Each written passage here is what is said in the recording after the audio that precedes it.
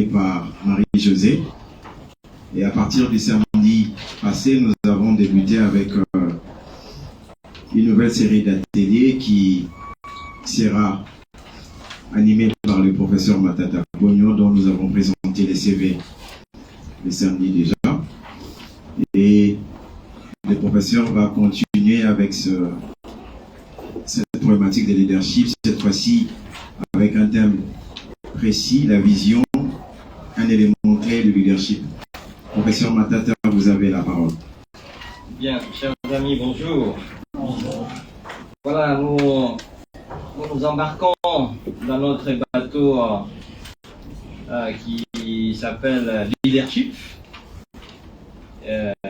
qui nous a permis de voyager le samedi passé, et nous continuons aujourd'hui. Et nous avons donc décollé, et je vous ai dit qu'il faut considérer cette date comme une date tout à fait spécifique pour vous, chacun d'entre vous. Et j'avais dit que nous allons rentrer dans les détails, parce que la fois passée, nous avons parlé globalement des leadership, la compréhension des leadership, les étapes des leadership, et les challenges qu'on rencontre et le vertu. Et j'avais dit que nous allons revenir en détail sur les éléments des leadership. Et rappelez-vous, je vous ai parlé de la vision. La vision, qui est l'élément clé.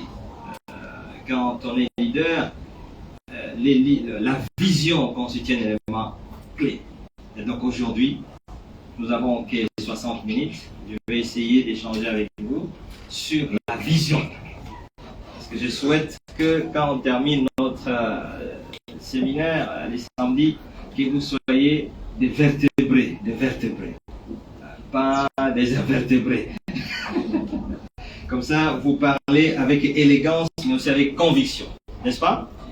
Voilà, la vision, un élément clé du leadership. Alors, j'espère que ça va fonctionner. Voilà. On va parler de la compréhension, des types de visions et dimensions des visions, authenticité de la vision et ce que permet une vision une fois qu'on l'a vraiment. Alors, pour comprendre la vision, chers amis, vous devez savoir que la vision est une manifestation de votre destinée. Chacun d'entre vous, comme je l'ai dit, a une destinée que Dieu lui a donnée. Parce que vous êtes unique. Quand vous naissez, il ne faut pas dire « Ah non, moi, je suis mal né ». Non, vous avez une vision et cette vision, elle est unique.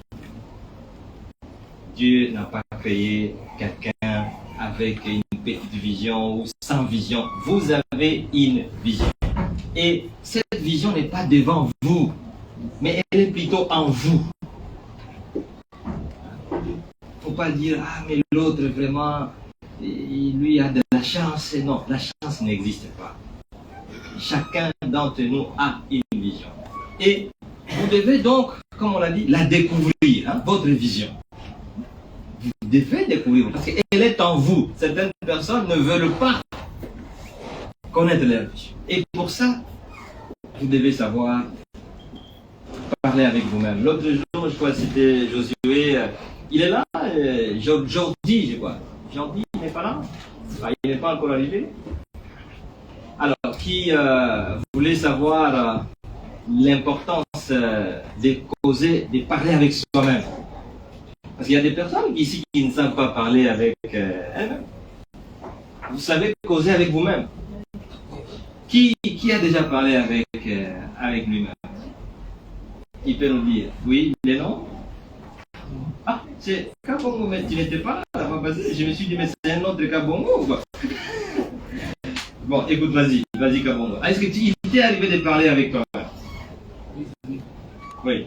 Vas-y, comme ça. Mais c'est important. Un leader doit savoir parler avec lui-même. Prenez vraiment ces choses au sérieux, n'est-ce pas? Voilà. Ça m'est déjà arrivé, mais je vais expliquer comment. Parce que j'avais l'habitude de lui montrer à l'université et participer à de nombreuses conférences de leadership. Je suivais beaucoup, c'était un conférencier américain, congolais mais américain, qui venait souvent ici. Il était certifié John Maxwell. Alors, il expliquait comment souvent le 37e président des États-Unis, qui lorsqu'il se lève le matin, avait souvent l'habitude de faire quelques heures de marche où il réfléchit, il pense, il fait une connexion avec lui-même pour essayer de tirer des idées sur comment sa vie va continuer. Et c'est de ça que souvent j'aime m'isoler pour réfléchir, faire une feuille de route sur les différents aspects de ma vie. Donc c'est comme ça que je comprends communiquer avec ça. Kabongo, félicitations, je pense que vous êtes un leader qui s'ignore. Effectivement, et là vous voyez, le 37e président des États-Unis, c'est là. Il s'appelle comment? Vous avez oublié le nom, il n'y a pas de problème. Lui, c'est quand il marchait seul qu'il se parlait à lui-même. Vous pouvez ne pas marcher, vous êtes seul chez vous, à la maison, vous parlez à lui-même. Mais il faut que le silence soit là. Parce que si vous êtes dans le brouhaha, vous ne pouvez pas parler à vous-même, parce que votre esprit n'est pas calme. Le silence, la méditation. Chers amis, vous devez savoir, c'est quelqu'un qui n'arrive pas à méditer, c'est quelqu'un qui est destiné à mourir. Vous pouvez être vivant, mais vous êtes mort. Vous devez savoir parler à vous-même. Faut pas qu'on vous dise, mais vous devenez mystérieux et il vous a dit que vous pouvez parler à lui-même. Non, mais c'est ça. Et vous avez vu que je ne suis pas la personne qui a inventé comment on parle à soi-même. Déjà, il y a tout un président qui sait parler à lui-même. Les silences. Oui, vas-y, prends le micro, please. Faites fonctionner, vous prenez la parole, vous présentez et puis on avance. Merci de la parole accordée, monsieur le professeur. C'est consacré Kingombo. Consacré. Kingombo. Voilà. Je voudrais savoir si se parler à lui-même peut s'identifier à ce que nous appelons l'introspection. Oui, c'est justement ça. Quand vous faites une introspection, c'est-à-dire vous parlez à vous-même. Quand on dit parler, est-ce que les gens peuvent s'imaginer qu'il faut seulement élever la voix? Non, vous pouvez parler à vous-même en silence. Vous vous posez la question, est-ce que moi consacré, je mérite d'être ce que je suis aujourd'hui? Vous vous êtes parlé, non? Et vous allez vous donner vous-même la réponse. Vous dites, mais moi consacré, qu'est-ce que je dois devenir? Mais vous parlez à vous-même. Moi consacré, est-ce que la cote que j'ai eue à cet examen, est-ce que je la mérite? Ou je dois faire plus? Moi consacré, est-ce que je n'ai pas commis une faute aujourd'hui? Est-ce que je fais vis-à-vis de mon ami, de ma collègue, est-ce que j'ai bien fait? Vous parlez à vous-même et vous trouvez des réponses. Mais ça, il faut du silence. Il y a des moments où vous devez être calme et vous parlez à vous. Méditez aussi. Quand vous n'avez jamais médité, sachez que vous ne vous êtes jamais considéré vous-même comme quelqu'un d'accord. Oui, allez-y. Please, donnez le micro ici en avant. Merci beaucoup pour la parole. C'est Mouchia Hachez, président des étudiants. C'est vous le boss des étudiants? Oui. Vous avez été élu? Je suis là depuis novembre. J'ai été. Mais il faut dire un président sortant. Président sortant, voilà.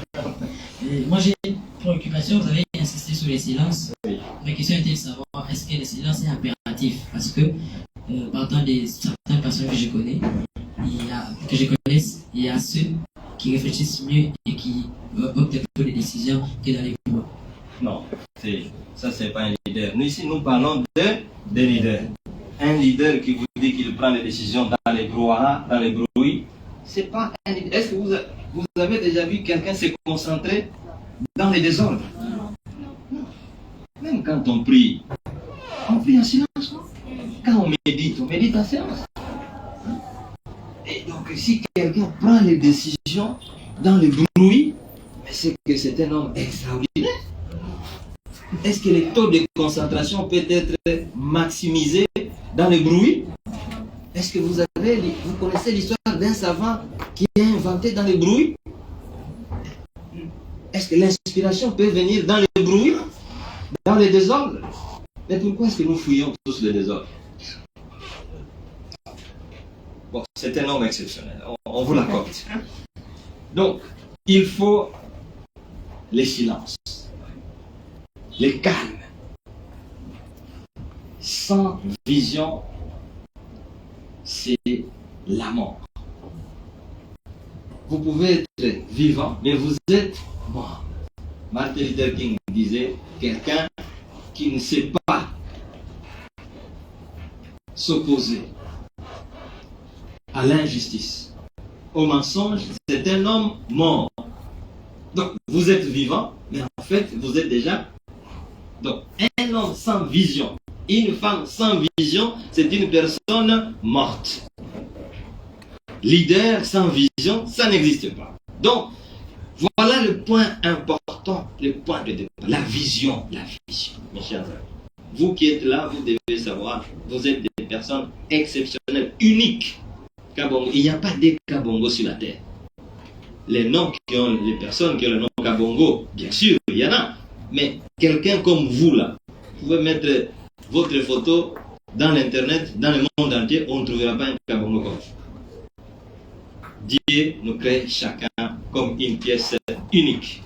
Alors, si vous voulez comprendre la vision, ça vient du mot optique. C'est un mot grec, optique, optikon. Alors, la vue, c'est qui a trait à la vue. La vision.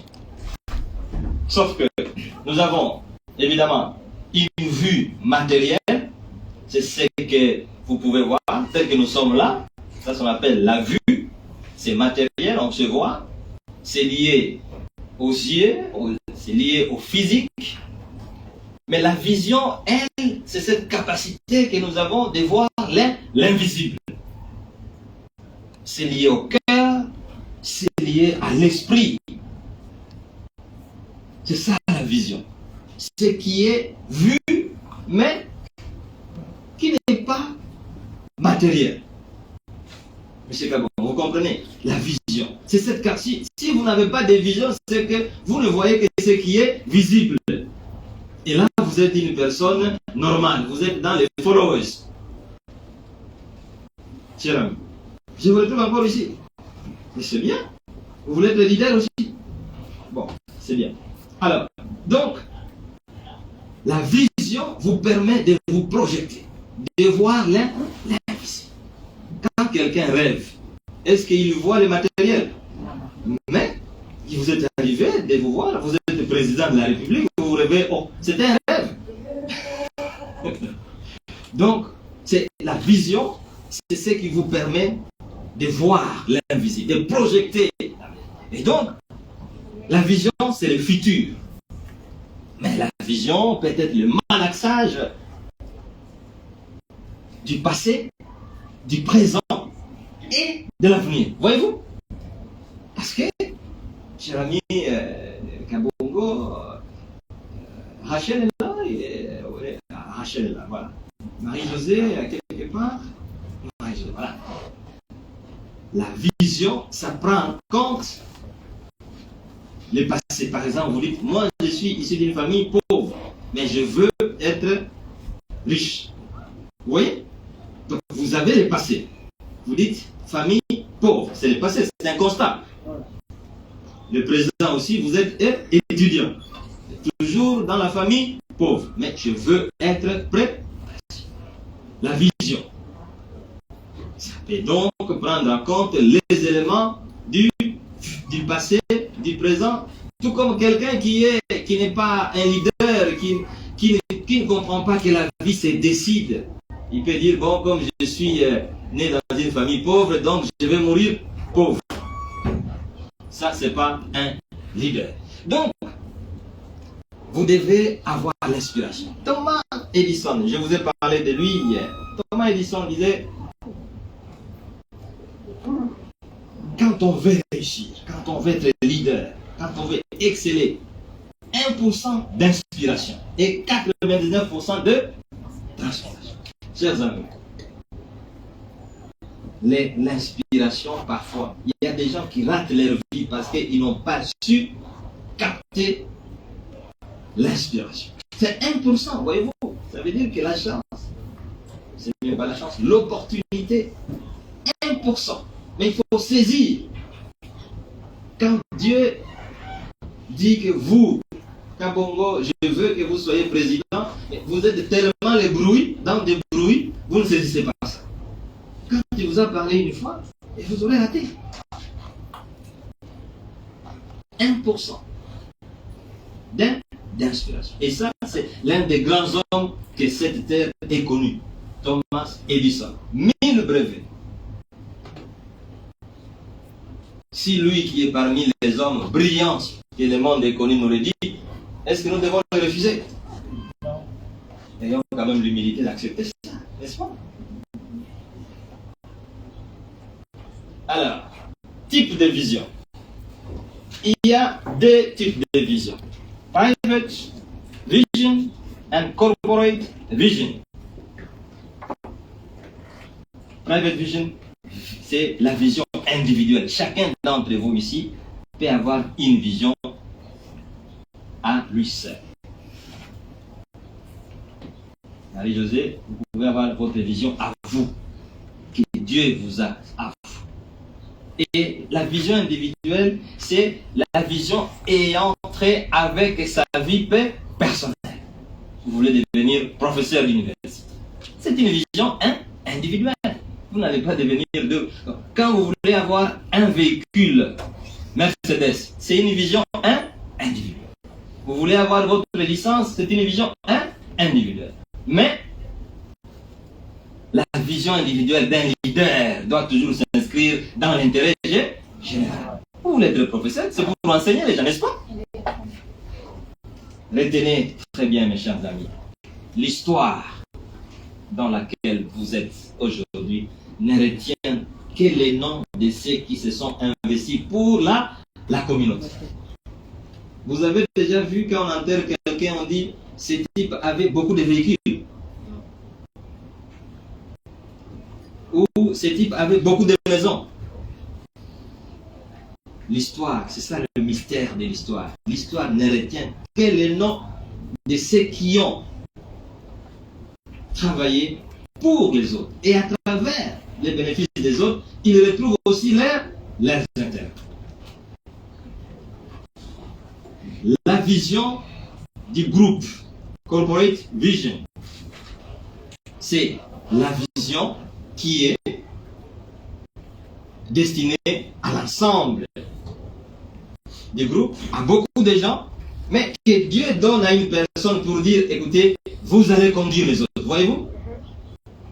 C'est comme développer un pays. Est-ce qu'une personne peut développer un pays? Non.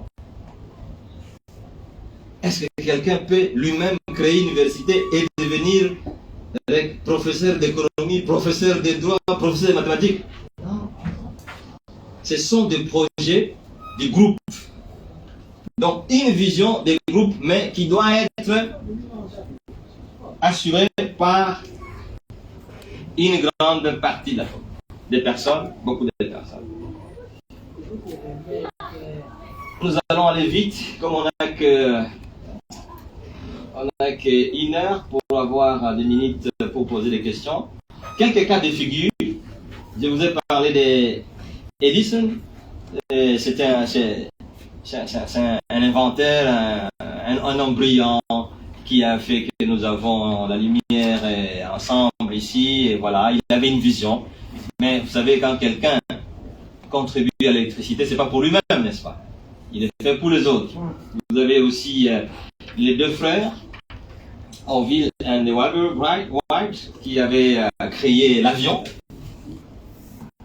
Si c'était pour eux-mêmes, ils n'auraient pas créé l'avion, mais ils l'ont créé pour les autres. Jusqu'à aujourd'hui, nous parlons Benz, vous connaissez Mercedes-Benz et Daimler, c'était deux Allemands aussi qui ont créé le véhicule. Enfin, le véhicule n'a pas existé avant eux, ils l'ont créé. Et puis Ford, Henry Ford, qui est un Américain, qui a aussi. Donc, c'est des gens qui avaient des rêves individuels. Dites, moi, je vais faire ceci. Mais c'est pour la communauté. C'est très important. Les rêves d'un leader doivent s'inscrire dans le bénéfice de la majorité, dans le progrès du monde. Un leader ne peut pas penser pour lui-même. Même si vous voulez faire vendre du pain, vous dites, moi je veux que les gens se réjouissent de tel type de pain qui manque. Ça, c'est le leadership. Vous gagnez évidemment les bénéfices. Mais la théorie de la main invisible, il y a aussi les autres qui en font. Voilà, donc, cas de figure de rêve, vous savez, je vous ai parlé de Lincoln Yu, qui a été le premier ministre du Singapour, un peu comme le président, parce que c'est des pays où le premier ministre joue le rôle, tout ça. C'est lui qui a fait que Singapour soit ce qu'il est. Avant le Singapour actuel, le Singapour était comme Kinshasa. Mais quand il a pris le pouvoir, en 59 et quand il quittait en 90, il avait transformé le Singapour à cause des leadership que vous êtes en train d'étudier aujourd'hui. Voilà, vous qui êtes des transformateurs de la RDC. Il y a des exemples. Le général Park aussi. La Corée du Sud était comme la RDC en 1960. Oui, mademoiselle. C'est un rire amer, mais c'est la vérité. Au même pied d'égalité. Mais à cause du leadership, Singapour, enfin Corée du Sud est ce qu'il est, et que tout le monde connaît. Martin Luther King, il avait aussi un rêve. Patrice Emery Lumumba, Madiba, et une merveilleuse, exceptionnelle dame, Golda Meir, qui a travaillé pour la reconstitution d'Israël. Vous savez que l'Israël, c'est un pays qui ne date pas de longtemps. Voilà. Il y avait un rêve. Ce n'était pas un rêve pour Golda Meir, mais c'était un rêve pour les Israéliens. Donc voilà quelques cas de figure. Alors, la vision doit être toujours grande, mes chers amis. Faites attention. Ne rêvez jamais petit. Ne rêvez jamais petit. Un leader, il a toujours une vision grande. Les leaders ont toujours une vision grande, chers amis. Ne rêvez jamais petit. Et on vous dit, si vous rêvez d'aller aux étoiles, au moins vous allez arriver à la Lune. Déjà, la Lune n'est pas tout près ici. Le rêve doit toujours être grand. Ça, c'est l'histoire de tous les leaders du monde. Martin Luther King disait, I have a dream, I have a dream, I have a dream. Et c'est resté une histoire. Il disait, je rêve un jour où un noir et un blanc vont entrer dans le même bus sans qu'on cherche à savoir quelle est la place des noirs, quelle est la place des blancs. Je rêve les jours où une fille va entrer dans une école ici aux États-Unis et la fille prendra sa place sans qu'on tienne, voilà la place des noirs, voilà la place des blancs. Quand il a fait son speech, les gens ont dit, mais voilà un rêveur. Est-ce qu'il croit vraiment que sur cette terre ici aux États-Unis, il y aura un jour les blancs et les noirs vont... Non, c'est un rêveur. I have a dream. Mais c'est une vérité aujourd'hui, non? Voilà, le rêve doit être grand. Le rêve ne peut pas tenir compte des obstacles. Non. Monsieur Kabon, quand vous vous dites que vous deviendrez ceci, il ne faut pas dire, ah non, moi je suis d'une famille modeste. Non, non. Il n'y a pas de définition. Le rêve américain. Quand Obama parle du rêve américain, il dit c'est le seul pays au monde où, quel que soit le niveau de votre société, vous pouvez devenir ce que vous voulez être. C'est ça le rêve américain. Les désirer ardemment. Nous verrons tout ça. Donc, il faut rêver grand. Alors, il y a une vraie vision et une fausse vision. C'est important que vous le sachiez. Ce n'est pas parce que vous dites, bon, M. Matata nous a dit il faut avoir une vision grande. Bon, moi je rêve, attention, il y a une vraie vision et il y a une fausse vision. L'authenticité, il faut que le rêve, je l'ai dit, soit en harmonie avec vos atouts, avec vos talents, avec votre génie. Chacun d'entre nous ici a son potentiel. Chacun d'entre nous a son talent. Chacun d'entre nous a ses atouts spécifiques. Il y a des gens, je ne sais pas si vous avez déjà vu, il n'a jamais été à l'école mécanique, mais quand une moto tombe en panne, et il arrive toujours, il touche et il dit non, ça va. Mais comment vous pouvez faire ce travail? Donc, il y a des atouts comme ça. Chacun d'entre nous, c'est une pièce unique. Ne vous sous-estimez pas, ne vous dévalorisez pas. Et surtout, ne suivez pas ce que les autres vous disent. Ah non, mais vous, même votre papa peut vous dire, non, mais ma fille, je vois vraiment que vous... Non, attention. Chacun d'entre vous a quelque chose de spécifique. Et ça, c'est très important. Et je ne suis pas en train de vous raconter des histoires, je suis en train de vous raconter les produits des recherches, les produits des études sur le leadership. Chacun d'entre nous a quelque chose. Mais il faut absolument que ça soit une vraie vision. Parce que si vous n'avez pas les atouts en mathématiques, mais ne vous improvisez pas dans la faculté des sciences. Vous allez incriminer les non-co, tout ça, et une grand-mère sorcière et tout ça. Mais ce n'est pas votre don, ce n'est pas votre filière. Vous comprenez? Si vous avez les capacités d'être un grand cuisinier, mais ne suivez pas votre collègue qui est fort en histoire, fort en médecine, non. Parce que, en étant le meilleur cuisinier, vous gagnerez votre vie. Et vous serez célèbre dans le monde entier. Il y a des gens qui sont célèbres, qui gagnent aujourd'hui la vie tout en étant maître cuisinier, plus que certains ministres. Chers amis, la vraie vie, la vraie vision, c'est celle qui est en harmonie avec vos atouts. Parce que chacun d'entre nous a ses atouts, a ses compétences, a ses génies. Et quand vous êtes en train de travailler sur ce qui constitue votre atout, écoutez, vous êtes en harmonie. Et vous êtes à l'aise. Et vous êtes content. Mais si vous forcez, vous ne savez pas jouer au football, vous voulez être comme Messi, mais les gens vont remarquer que vous commettez des bêtises. Et vous allez dilapider votre temps. Et il y a des gens qui dilapident leur vie parce que pendant 20 ans, 30 ans, ils ont pris le chemin pour se conformer à l'autre. Parce que l'autre chante bien à l'église, lui aussi il vient forcer à être chanteur. Non. Chacun d'entre nous a sa route, sa vision. Chacun doit avoir ses atouts, ses spécificités, son génie. Donc, il faut que votre vision soit vraie. Et pour qu'elle soit vraie, il faut qu'elle soit en harmonie avec ce que vous avez d'original, ce que vous avez de spécifique, ce que vous avez de tout à fait particulier. Alors, qu'est-ce qui fait que la vision que vous avez doit être maintenue? Chers amis, vous devez avoir l'autodiscipline. Les scientifiques disent qu'il y a une vision. Pour qu'elle puisse demeurer, elle puisse vous guider, la vision, il faut l'autodiscipline. Et il faut la passion. L'autodiscipline, c'est ce qui permet de maintenir le cap. Il ne faut pas être distrait. Il y a des gens, des amis qui sont là pour vous distraire. Éloignez-vous. Les meilleurs amis, c'est ceux qui vous permettent de rencontrer votre vision. Vous comprenez? Il faut faire attention. La vie, ce n'est pas un théâtre. La vie, ce n'est pas, comment on dit, des vagabondages. La vie, c'est trop sérieux. Chers amis, vous avez une opportunité d'apprendre le leadership ici. Considérez que c'est un capital sur lequel vous devez tirer des bénéfices. L'autodiscipline.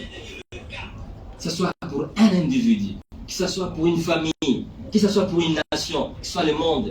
l'autodiscipline, cette capacité de toujours veiller à ce que vous soyez rangé sur votre vision et la passion.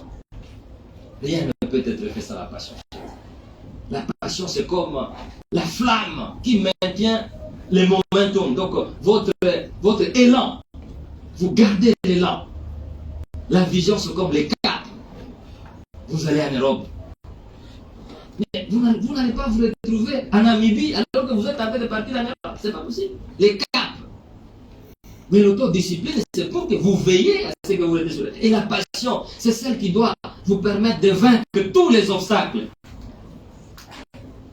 La passion, la flamme qui s'allume en permanence pour dire attention, ne perdez pas le temps. Alors, quels sont les avantages et les inconvénients de la vision? Quand vous avez la vision, c'est que vous savez pourquoi vous avez été créé. Chacun d'entre nous, chers amis, on n'est pas né. Lisez la Bible du début jusqu'à la fin. Dieu ne nous a pas créés pour la réjouissance. Nulle part. Dieu a dit, allez transformer le monde. Dieu n'a pas créé New York. Je l'ai dit, Dieu n'a pas créé Paris, la plus belle ville du monde. Dieu n'a pas créé un pays sous-développé, un pays développé. Il a dit, allez transformer le monde. Donc, lorsque vous avez une vision, vous aurez compris l'essence de votre vie sur terre. Voilà. La vision simplifie la vie. Parce qu'à ce moment-là, vous n'allez pas aller à gauche et à droite. Non, vous savez, voilà ma vision. Moi, je veux devenir ceci. Moi, je veux faire ça pour contribuer conformément à la volonté de Dieu. Donc, la vision simplifie même la vie. Ça vous simplifie la vie parce que au moins, vous savez ce que vous devez faire. Généralement, quand on ne sait pas là où on va, on ne sait pas non plus là où on arrive. C'est comme quelqu'un qui se réveille le matin, on lui dit, bon écoute, qu'est-ce que vous allez faire? Je ne sais pas. J'attends, je vais voir. Et un ami passe, il dit, est-ce qu'on peut aller? Il dit, ok, allons mon cher ami. Il part, on l'a amené peut-être, et on l'a tué. Et il a fini sa vie comme ça. Donc, la vision simplifie la vie parce que désormais vous savez ce que vous devez faire et vous allez donc être concentré et vous aurez donc la passion. Les inconvénients. Quand vous avez la vision, vous allez toujours être découragé. Les gens vont vous dire non, mais vous savez, Jérémie, Marie-Josée, Kabongo, non, ça avec vous, ça ne peut pas aller. Vous n'avez pas. Il ne faut pas vous comparer à ce type-là. Il ne faut pas vous comparer à cet homme-là. Il ne faut pas. Et les gens vous découragent. Et parfois, ce sont des gens qui ne veulent pas que vous réussissiez. Oh, moi, je vous aime beaucoup, mais vous savez, mais je vous conseille de ne pas faire ça. Attention. Vous allez toujours trouver des gens qui vous découragent. Et souvent, c'est parmi les amis, c'est parmi les frères, parmi les membres de la famille. Vous allez trouver des obstacles de toute nature, les échecs. Vous créez cette entreprise, elle tombe en faillite. Qu'est-ce que je vous avais dit? Vous ne pouvez pas faire cette histoire-là parce que vous n'êtes pas fort. Écoutez, chers amis, sachez que ceux qui ont réussi, que ce soit dans le business, que ce soit dans la politique, ont essayé plusieurs fois, ils ont échoué, mais ils ont dit, ça c'est ma vision, et plus tard, ils réussissent. Abraham Lincoln, c'est l'un des meilleurs présidents, si pas le meilleur que les États-Unis ont connu. Mais il a échoué combien de fois? François Mitterrand, il a échoué combien de fois? C'est lui qui a créé Uber. Mais il est allé jusqu'à 30 millions de dollars de dettes. Il a dit, moi je dois réussir ce projet. Aujourd'hui, ça vaut plusieurs milliards de dollars. Et il peut voir le président français en jeans. Kabongo, est-ce que moi, si je peux aller en jeans voir le président Macron, il va me recevoir? On va me chasser. Il dit, mais est-ce qu'il a compris qu'il doit voir le président? Mais quand ces patrons-là, on les reçoit à cause de leur valeur. Donc, il faut absolument savoir que quand vous vous engagez sur ce chemin-là, on va terminer vite pour vous donner le temps de poser des questions. Voilà ce que la vision vous permet: de clarifier vos objectifs, de reconfigurer votre librairie. Chers amis, nous sommes en train d'acheter des livres ici. Jean-Paul Tsatsa est parti, il est au Canada, il est parti avec un calendrier, un répertoire des livres. Lisez, mademoiselle, si vous voulez être leader. Lisez. Il faut faire attention. Détournez-vous de la télévision là. Tous les livres de leadership, mademoiselle. Les histoires là, des télévisions là. Je sais pas, quels sont les films que vous avez aujourd'hui qui vous égayent? C'est quel film? Novelas. Hein? Ah, non, novelas. Voilà. Ouais.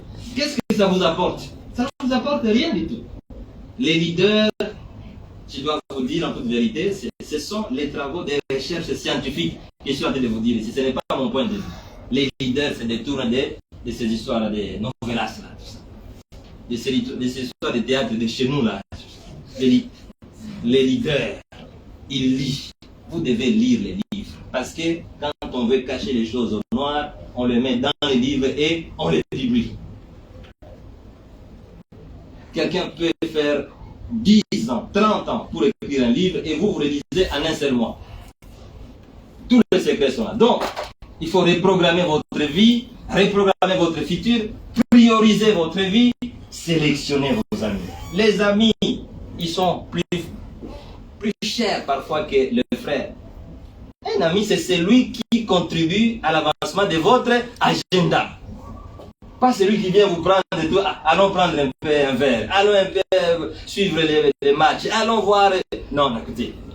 Celui qui vient partager avec vous des choses utiles pour l'avancement de l'agenda du monde, l'agenda de votre propre vie. Voilà. Il faut rationaliser votre usage du temps, rationaliser vos énergies, changer d'attitude, la vision.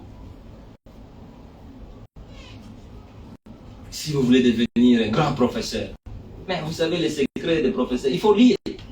C'est ça. Il ne faut pas qu'on vous trompe, vous ne verrez jamais un faux professeur, il se réveille le matin, je suis intelligent, je vais enseigner. Non, c'est faux. Un vrai professeur commence d'abord par lire, par maîtriser ce qu'il va dire, anticiper les questions, et après il se met devant les études. Il faut faire attention, chers amis. Donc, voilà ce que ça permet la vision. Détecter vos valeurs. Créer des opportunités. La chance n'existe pas. La chance n'existe pas. N'attendez pas qu'un jour, parce que vous aurez passé beaucoup de temps à prier, à gêner, que quand vous allez vous réveiller, Dieu maintenant va vous désigner. Non. La chance, c'est l'opportunité des efforts que vous aurez réalisés. Voilà en résumé la petite séance d'aujourd'hui. Nous avons encore 20 minutes. Je m'excuse pour avoir consommé 10 minutes de plus. Je voulais exposer dans 30 minutes et puis avoir aussi 30 minutes. Voilà. En résumé, si vous voulez être leader aujourd'hui, je suis convaincu que parmi vous, il y a des gens qui sont décidés à être des leaders. Sachez que vous devez avoir une vision. Une vision, c'est un rêve. Le rêve, c'est quelque chose, on voit des choses qui n'existent pas physiquement. Et la vision, c'est quelque chose qui doit être grand, pas petit, qui doit être vrai, pas faux, et qui vous permet d'atteindre vos objectifs. Merci. Alors, Patrick, on y va. Voilà, merci professeur. Nous allons prendre des questions par série. Nous allons commencer par une série de 5 questions.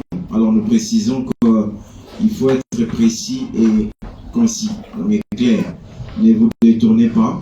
Posez directement la question au professeur. Merci. Vous vous présentez et commencez par vous présenter. Merci. Merci pour la parole. C'est Sharon Lujica, L2FPR.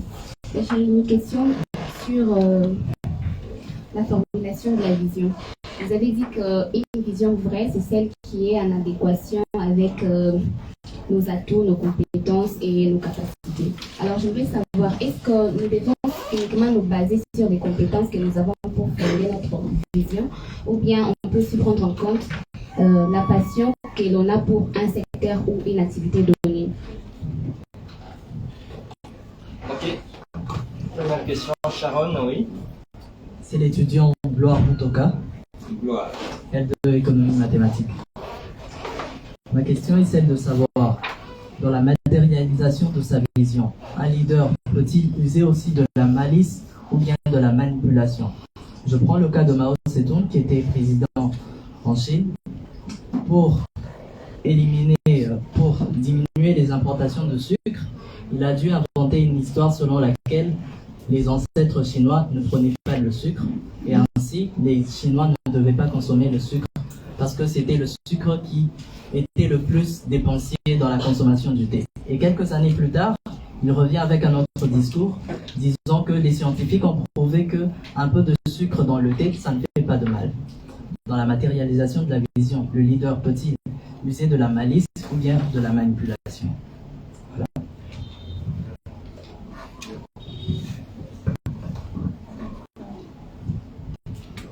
Merci. Ngombi Bassoum Adolphe, assistant.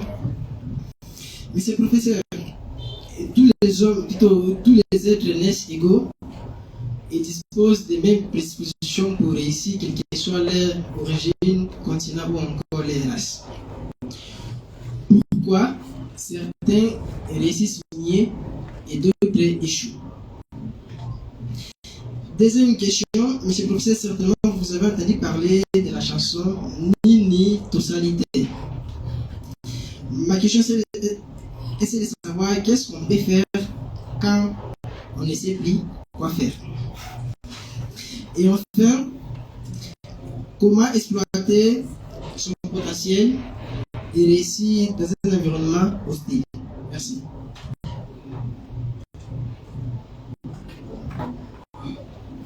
Je me présente, merci pour la parole. Je suis Divine Monsoura de la L2FBA. Ma question, c'est par rapport à un système, par rapport à la vision, bien sûr, mais dans un système qui a été déjà préétabli, monsieur le professeur. Que faire? Je prends votre cas lorsque vous étiez à la primature. Certes, vous avez trouvé un système qui a été déjà établi sur l'économie, bien sûr, le fonctionnement de l'autre. Qu'est-ce que vous avez fait pour vous imposer et imposer votre vision?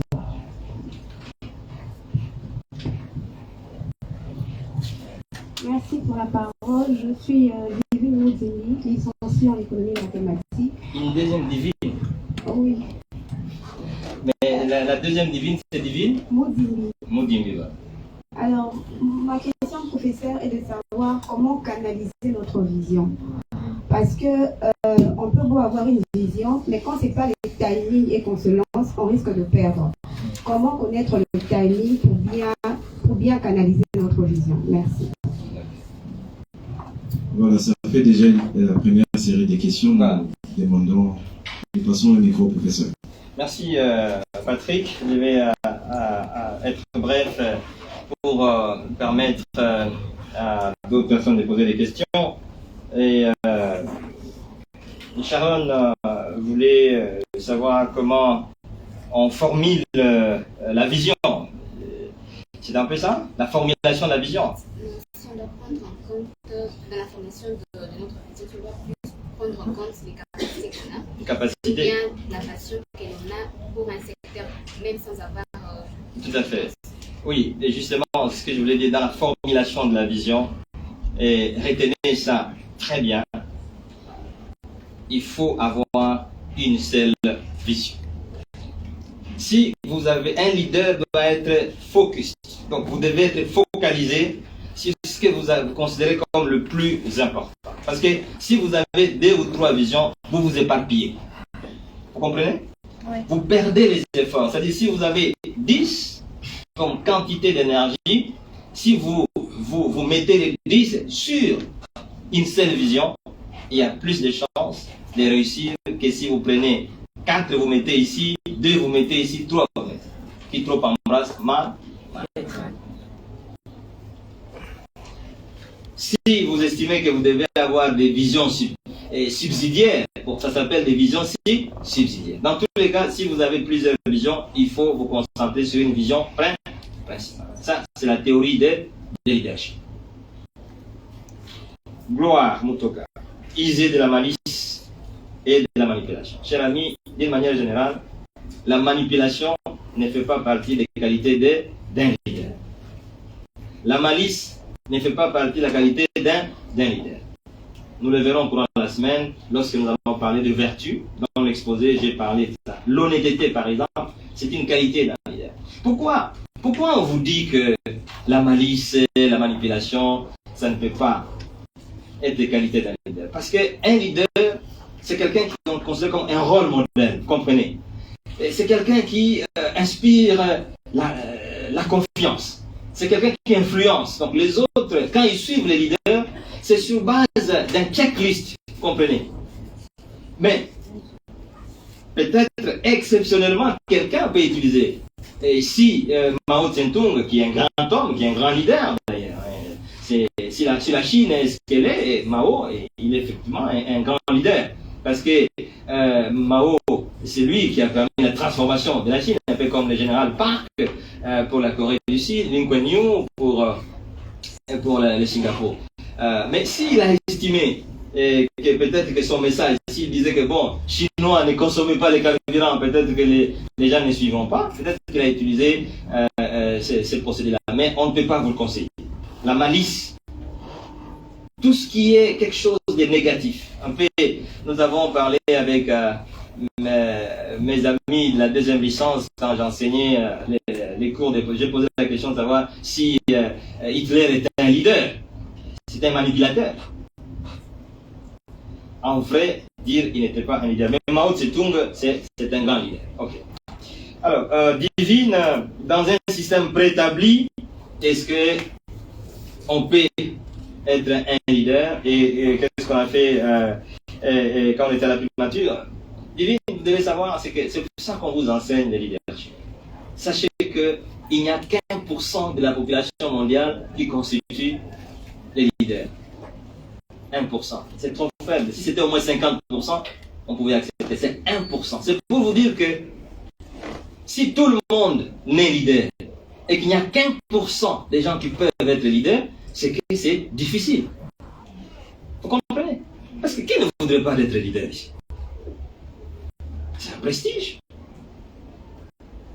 Mais c'est difficile. Et vous posez la question, qu'est-ce que j'ai fait? Mais justement, quand on est leader, on doit, comme je l'ai dit, savoir affronter et imposer, n'est-ce pas? Les gens vont vous décourager. Je vais vous donner un exemple. Quand j'ai fait la bancarisation, j'ai reçu des menaces de mort. Les militaires ont dit, si vous bancarisez, bon, pas les militaires, tous, ceux qui étaient dans les systèmes comptables, les comptables, les payeurs, ils ont dit, si vous bancarisez, nous allons vous tuer. J'ai vu le président Kabila, et je lui ai dit, bon écoutez, regardez les messages que je reçois. Ah, il m'a posé, quelle est votre réponse? J'ai dit non, mais si bancariser, c'est en faveur de l'ensemble de la population. Mais si on vous tue, ce n'est pas un problème. Vous aurez rendu du bien. Il m'a dit, ok, c'est ça la réponse que j'attendais. Ah, bancariser. Mais on a bancarisé, je suis vivant. Hein? Divine. Vous comprenez que vous m'avez posé la question? C'est ça. Quand vous luttez contre la corruption, mais tous ceux qui vivent de la corruption, ils sont contre vous. Et ils inventent des termes, on ne mange pas la macroéconomie, mais en réalité, ce qu'ils cherchent, c'est autre chose. Un leader doit comprendre, et nous le verrons d'ailleurs quand nous allons, au courant de la semaine, parler des obstacles. Un leader, donc, une fois qu'il a sa vision, parce que la vision, c'était de diminuer la corruption, et vous pouvez vous imaginer, ce que souffraient les militaires. Un militaire qui touche $100, il arrive devant les comptables payeurs, les payeurs disent, bon, écoutez, c'est $100, mais vous avez $90. Il perd $10 et il est obligé de dire, à vos ordres, mon chef. Est-ce qu'il est fait avec le cœur? Donc il faut avoir du courage. C'est ça le rôle des leaders, parce que très peu de gens accepteront d'affronter ce type de situation. Voilà pourquoi on n'enseigne pas, il n'y a pas une faculté d'option des leaders. C'est des écoles spécialisées. Quand vous avez terminé votre licence, vous avez terminé votre doctorat, on dit bon, vous devez passer dans la moule de leadership. Les gens qui font l'ENA en France, l'ENA c'est comme une école de leadership, mais axée sur la gestion du pays. La plupart des présidents français, ils font l'ENA. Mais c'est des gens qui ont terminé, qui ont leur diplôme de toute nature. Mais on les enseigne comment on dirige un pays. On ne s'improvise pas. Donc, c'est très important de le savoir. Dernière, dernière question, Divine Moudibé. Comment canaliser la vision? Mademoiselle, mais quand vous avez une vision, c'est ce que nous sommes en train de voir. La vision, c'est la visualisation de l'abstrait. N'est-ce pas? Vous dites que vous devenez ingénieur, mais c'est abstrait. Mais comment canaliser la vision? Nous allons le voir.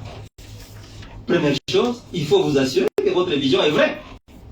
Votre vision est en harmonie. Mais après, nous allons voir, demain, nous allons parler de la quantification, les objectifs. Comment définir maintenant les objectifs et quelles sont les tactiques pour pouvoir réaliser les objectifs.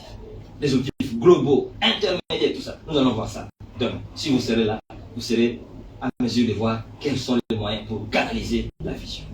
Ok? Merci. On va répondre une question. Laquelle? Adolphe. Ah, c'est Adolphe, oui. Je le vois tellement chaque jour que parfois je... Adolphe, voilà. Comment réussir mieux que d'autres? Il y a des leaders qui réussissent et d'autres échouent. Ou d'autres personnes qui réussissent et d'autres réussissent. En fait, en réalité, il n'y a qu'un seul secret. C'est pour ça que nous sommes là. Ceux qui réussissent, c'est ceux qui sont des leaders. Qui savent. Parce qu'un leader, il sait d'abord définir la vision, les objectifs, les techniques, les méthodes divines. Nous allons voir ça. Sachez très bien qu'il n'y a pas de chance dans la vie. Adolphe, ceux qui ne réussissent pas, ils croient à la chance. La chance, c'est le copain. Ceux qui réussissent comprennent. À partir d'aujourd'hui, retenez que la réussite, c'est un produit d'un travail à habitude. La réussite, sincèrement, c'est lui qui va vous dire qu'il y a des fétiches et tout ça. Vous savez même l'histoire du football ici. Si vraiment on pouvait réussir avec des fétiches, mais c'est que les équipes européennes là auront des grands fétiches. Ils n'auront même pas d'entraîneur. Pourquoi est-ce qu'on doit avoir un entraîneur si on a des féticheurs? Voyez-vous? Donc, il faut travailler dur. Et demain, nous allons voir des méthodes, ainsi de suite, des leadership. Mais il faut avoir une vision. Donc, c'est pour ça qu'il y a ceux qui réussissent et d'autres échouent. Quand les gens disent nini tossalité, ça c'est pour décourager les gens. Qu'est-ce que vous avez réellement fait? Parce qu'il faut d'abord commencer par définir qu'est-ce que vous avez fait. Si vous êtes pauvre, vous avez terminé la licence. Adolphe, c'est un étudiant brillant. J'ai donné cours. Vous terminez la même année. Vous voyez quelqu'un qui rêvait d'être professeur. Il devient professeur. Vous êtes toujours assistant. Et on vous pose la question, pourquoi vous êtes toujours assistant? Ni une salité. Pour montrer que non, vous avez aussi tout fait pour devenir professeur. Mais ce sont les gens qui ont les mauvais esprits, qui vous empêchent. Non, c'est faux. Ça, c'est une façon d'expliquer. Si nous sommes pays sous-développés, parce que nous n'avons pas fait ce qui devait être fait pour être pays développés. Parce que dans l'entretemps, nous étions au même pied d'égalité. Ciao, Divi. En 1960, la RDC, c'était comme la Corée du Sud. Mais aujourd'hui, quand vous arrivez en Corée du Sud, vous êtes complexé. La Corée du Sud produit des véhicules. Est-ce que vous savez qu'en les années 60, le maréchal Mobutu Sese, il a donné un avion à Ethiopian Airlines? Mais est-ce qu'aujourd'hui, la RDC peut se comparer à Ethiopian Airlines?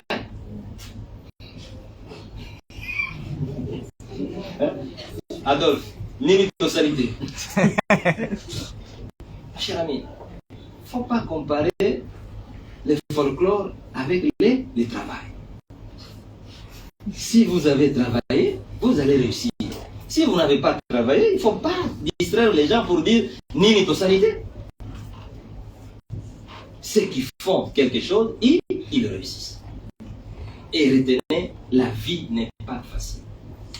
La réussite n'est pas facile. Parce que si tout le monde aurait réussi, si vraiment vous pensez que le développement d'un pays est en fonction de la prière, mais nous sommes un pays développé. Quand on voit le nombre d'églises qu'il y a.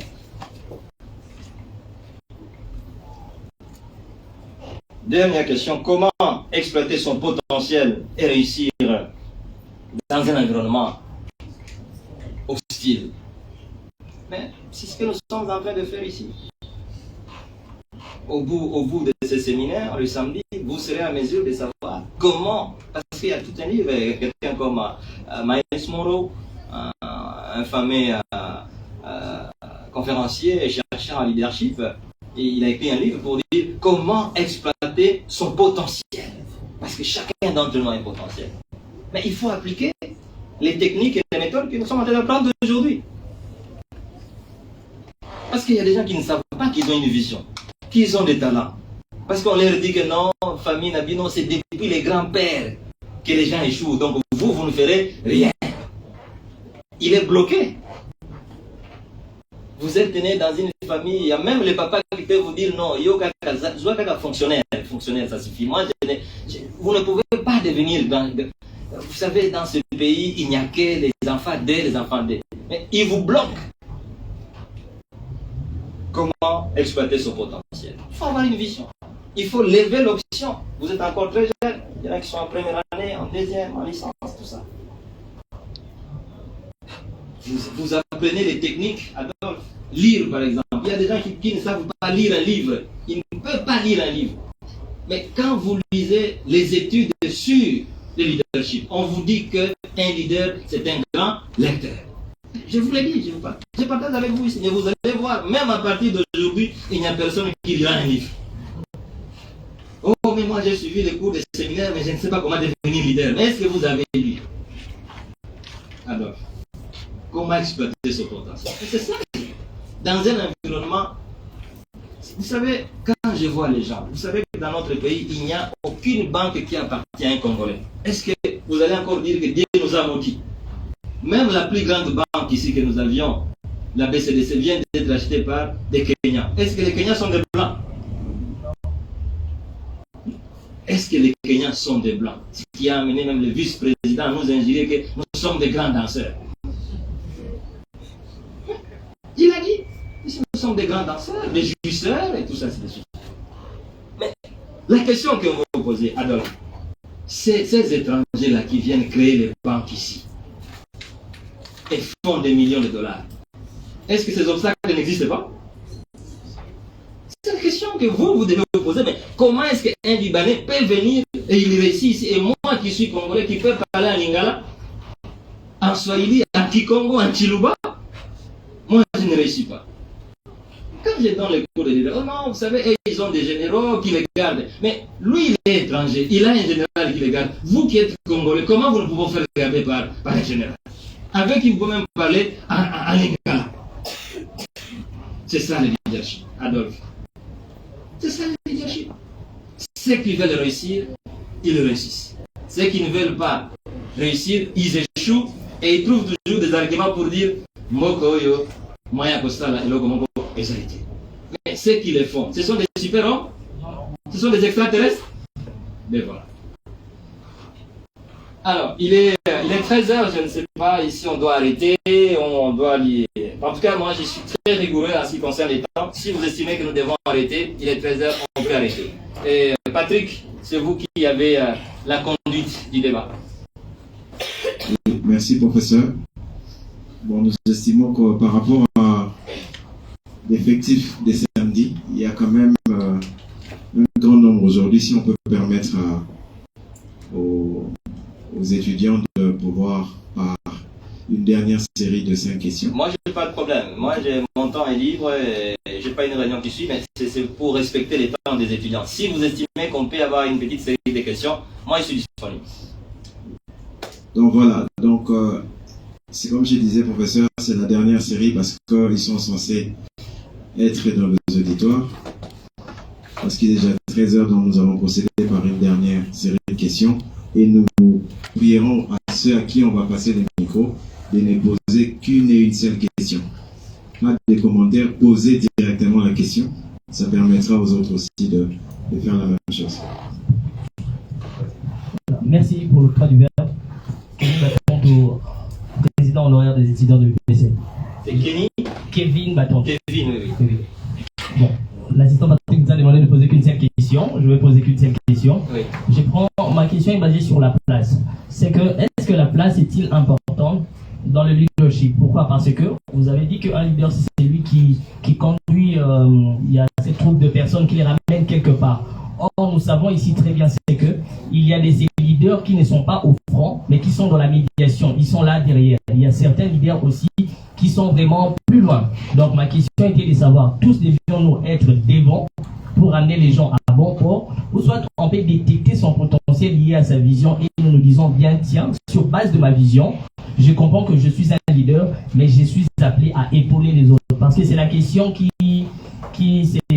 c'est ces problèmes qu'il y a actuellement, surtout en RDC, surtout bien évidemment avec les jeunes entrepreneurs. Ça fait que tout le monde veut être CEO, tout le monde veut être je ne sais qui, mais beaucoup de gens ne savent pas que c'est bien d'être devant, mais c'est mieux de détecter sa part dans une organisation. C'est ce qui me carotte l'esprit. Merci. Merci. Merci pour la parole. Ekeli Tegra, étudiant en économie. Qui? Ekeli Tegra. Kelly. Ekeli. Oui. La question est basée sur l'authenticité de la vision. Tout à l'heure, vous avez dit une vraie vision et celle qui est en harmonie avec ses atouts. Par atout, je comprends un talent inné, un don, ou le domaine dont je me sens très fort ou très à l'aise. Supposons que j'ai des atouts en marketing, c'est-à-dire je suis capable de parler aux gens, présenter des produits aux gens, faire du marketing digital, etc.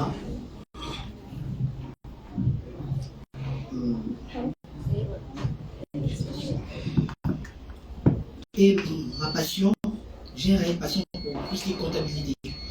La question est de savoir, devais-je focaliser ma vision sur ma passion, qui est la comptabilité, ou mes atouts, qui est le marketing.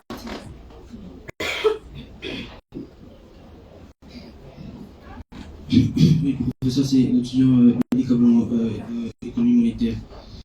On ne de poser qu'une seule question. Je voulais en poser deux, mais je vais poser une question.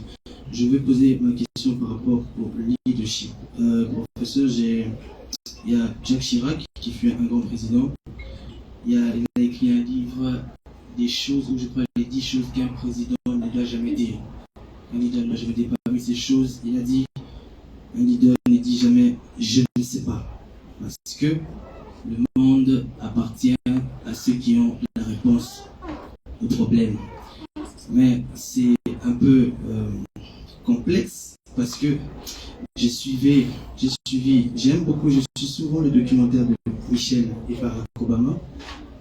Madame Michelle, lorsqu'elle fut première dame des États-Unis, à la fin du mandat, elle disait aux gens, quand vous êtes président, vous ne pouvez pas permettre de dire certaines choses parce que vos paroles peuvent détériorer l'économie, créer des guerres. Voyez-vous, donc c'est comme quand Elon Musk, quand il fait un tweet, ça fait directement un choc sur le marché boursier.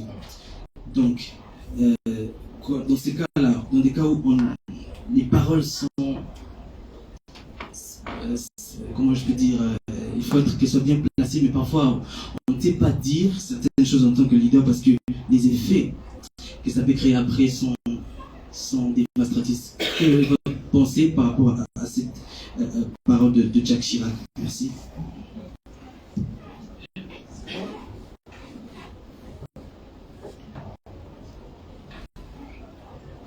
Je me présente, c'est l'étudiant Noël Dagrace, L2 Ecomat. Alors, professeur, vous avez parlé de la vision. La vision, qu'une personne doit avoir une vision. C'est un des éléments essentiels qui caractérise le leadership.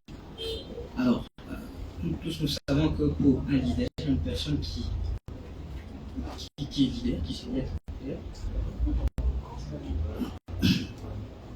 Alors, nous savons tous pour une personne qui est leader, qui se dit être leader, doit non pas seulement avoir une vision, mais aussi la capacité à pouvoir transmettre cette vision aux personnes qui l'entourent. Vous avez cité les amis, ainsi de suite. Il doit avoir cette capacité, non pas à maîtriser sa vision, comme vous l'avez évoqué, du grand conférencier et pasteur du Bahamas, Miles Monroe, qui a découvert sa vision, c'est-à-dire sa raison d'être à l'âge de 14 ans.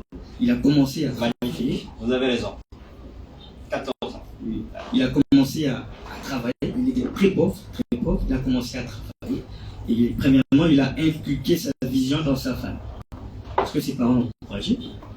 Alors, professeur, est-ce que être leader signifie seulement avoir une vision? Seulement. Parce que vous avez seulement parlé de la vision, mais pas de la capacité à transmettre cette vision. Vous voulez bien être général. Et si je prends le cas des pays qui sont développés, notamment nous qui sommes en RDC, précisément en Afrique, on a toujours ce genre de langage. Je prends le cas de mon pays. Si j'avais dans mon entourage plus de 15 personnes, j'allais réussir. Donc cela veut dire qu'on n'a pas su, de manière générale, à transmettre notre vision aux personnes qui nous entourent, aux personnes dont on a délégué des responsabilités qui touchent directement la population, c'est-à-dire le bien-être. Donc, peut-on qualifier ces genres de personnes de leaders seulement parce qu'elles ont une vision? C'est ça ma question. Oui. Oui, merci, c'est Grâce Thomas. Grâce. LD Théologie. Merci professeur pour l'exposé. Vous avez dit tantôt un leader, c'est celui qui a la vision et est censé amener les autres. Et en amenant les autres, si les gens que vous conduisez n'arrivent pas à adhérer dans votre vision, qu'est-ce que va faire le leader?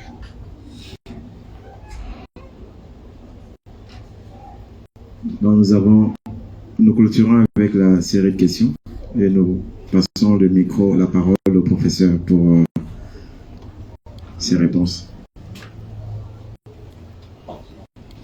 Ok, bien, merci. On commence donc par la première question.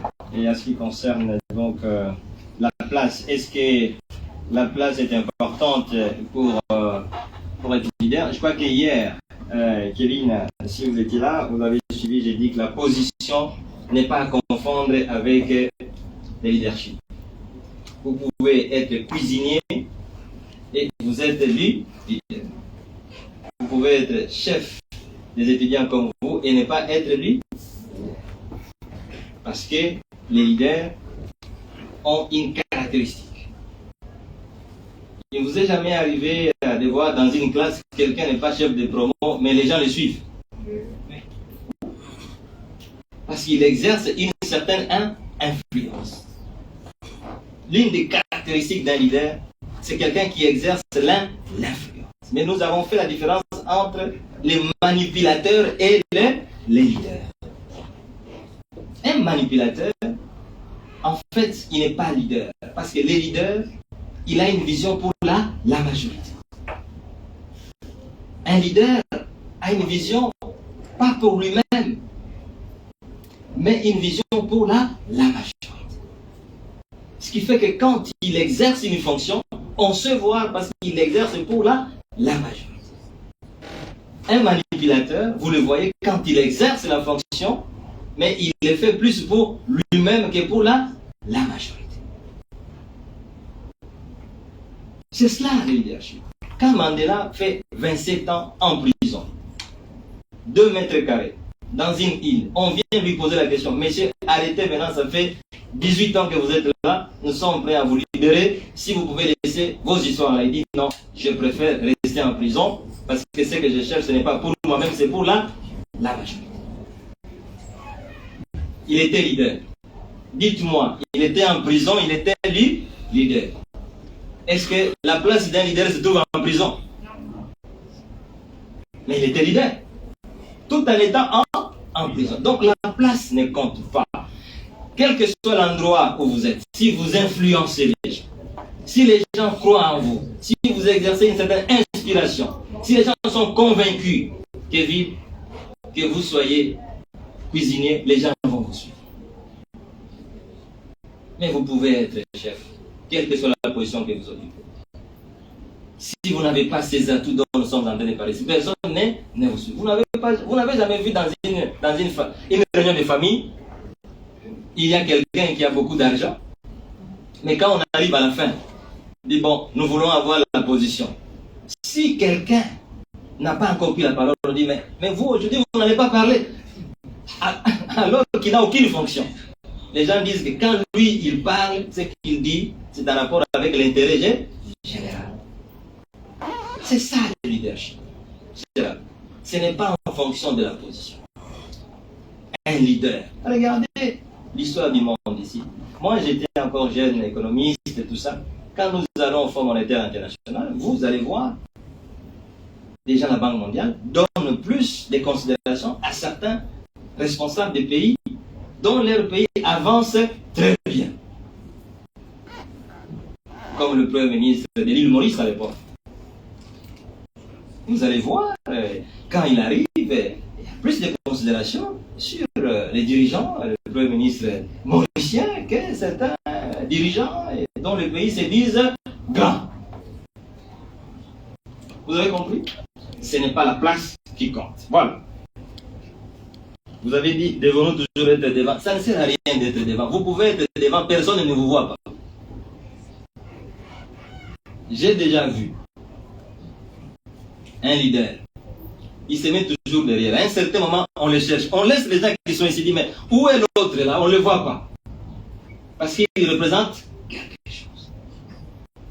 Vous comprenez?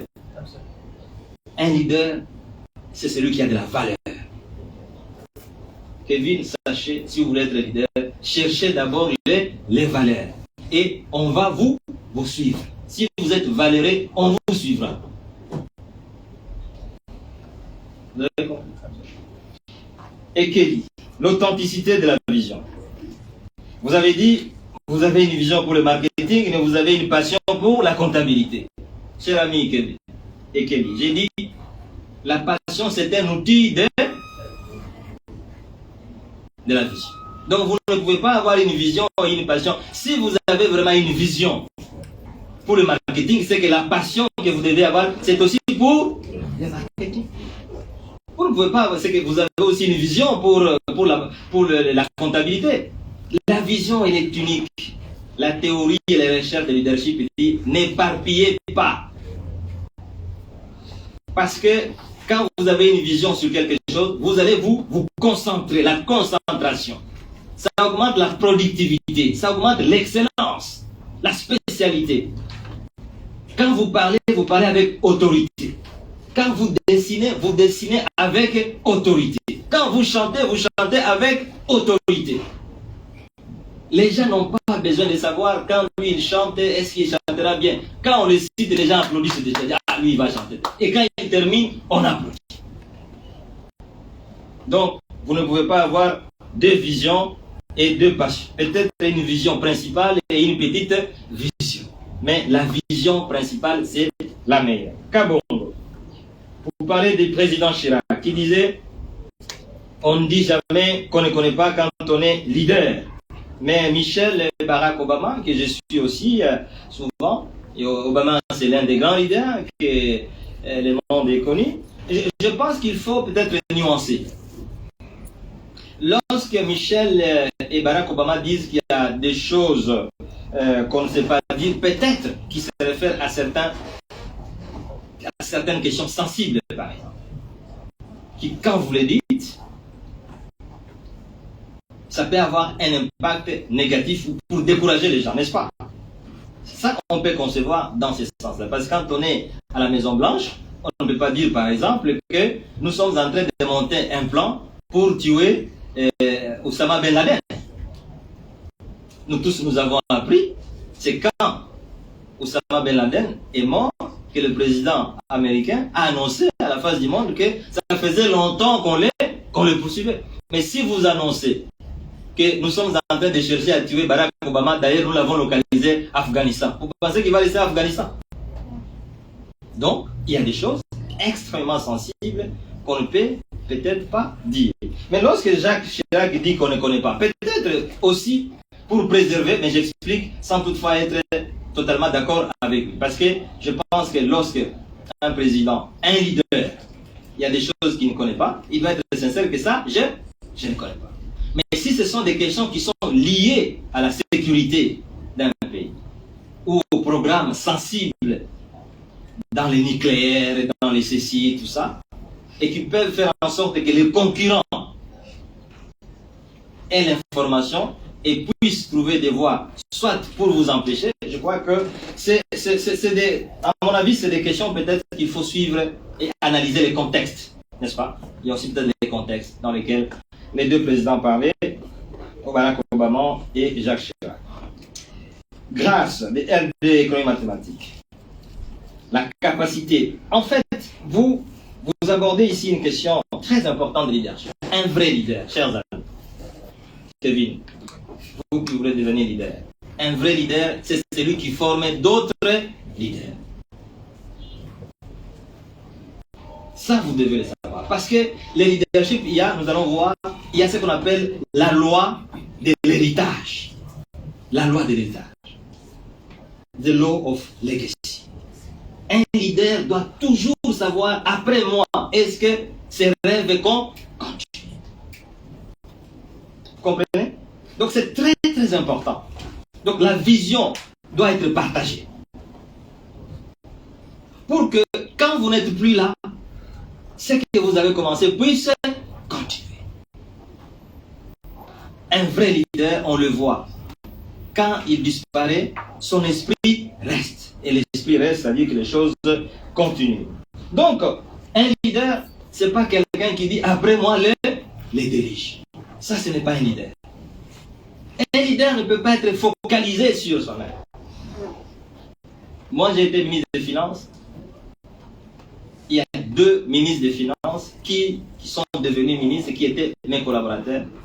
Et j'ai travaillé pour qu'ils puissent un jour aussi devenir comme moi. D'autres personnes qui ne sont pas leaders peuvent dire, mais comment?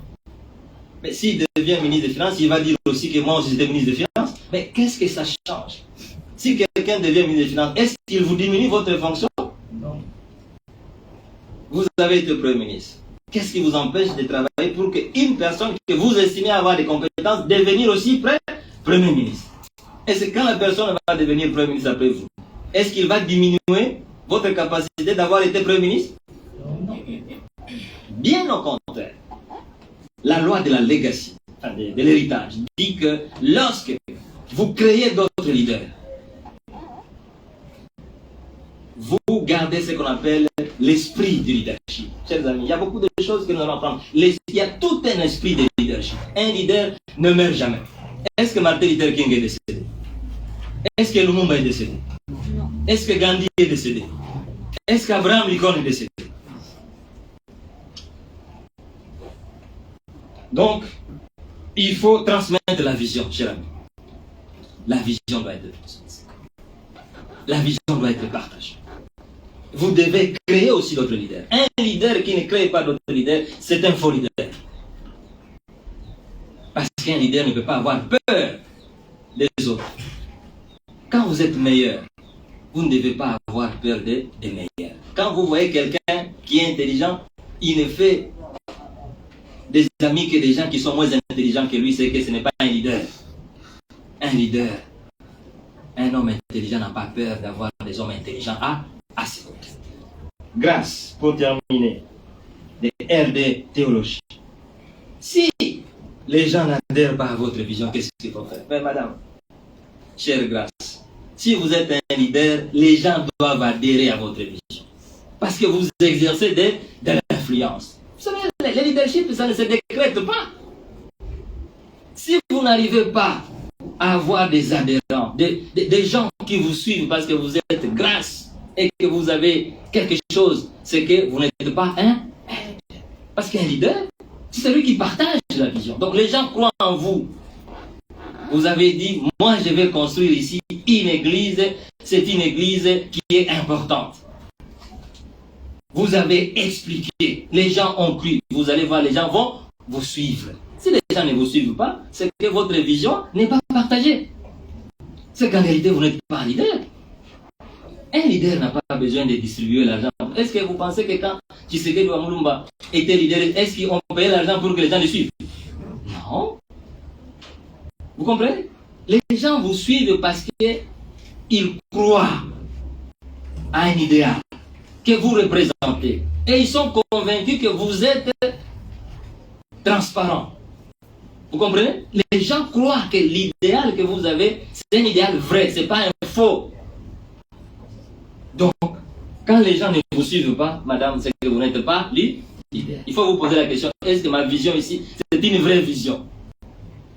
Est-ce que c'est une vision du groupe? Vous rappelez-vous quand nous avons défini les types de visions. Et c'est une vision du groupe. La vision du groupe, c'est une vision que Dieu vous donne par rapport à vos atouts, vos capacités, et qui permet d'accomplir un objectif de la majorité. Vous comprenez? Vous voulez construire une église. Une église, ce n'est pas quand même que vous puissiez prier vous-même. Chaque jour, si on vous voit seul dans une église, les gens vont dire qu'il y a un problème. C'est un rêve de la majorité, mais qui a été donné à une seule personne. Quelqu'un a cité John Maxwell. C'est un pasteur, c'est un docteur, mais un brillant pasteur qui a fait du travail pour beaucoup de gens. Bien. Patrick, avec ça, je crois que j'ai répondu à toutes les questions. Oui, tout à fait. Encore une fois, chers amis, leaders du futur, merci pour votre meilleure attention.